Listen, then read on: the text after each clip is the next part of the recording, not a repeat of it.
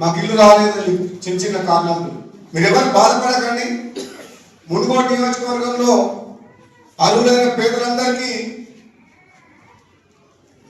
మీకు ఇల్లు ఇప్పించే బాధ్యత ప్రభుత్వం దృష్టికి తీసుకుపోయి ప్రభుత్వంతో కొట్లాడైనా సరే మీకు ఇల్లు ఇప్పించే బాధ్యత నాదని చెప్తుంది.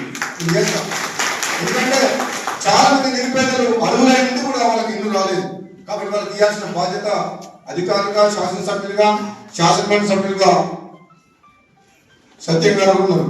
ఇప్పుడు మాకు ఇప్పుడు పార్టీ మేమిద్దరం ఎమ్మెల్యేలు ముంగోడుకు ఎమ్మెల్సీ ఇక్కడి నుంచే ఇచ్చారు. పొత్తులో భాగంగా అప్పుడు శాసనమండలి మున్గోడు బీజేపీలో పోయినప్పుడు పొత్తు సిపిఐ కాదు పొత్తులో భాగంగా జరగకపోతుండే ఎమ్మెల్యే మున్గోడు ఇక్కడ అడిగిండు. కాంగ్రెస్ పార్టీ ఇక్కడ క్యాబినెట్ ఎవరు లేరు కదా అని చెప్పేసి ఈయనకి ఇద్దామని డిసైడ్ చేసిండు.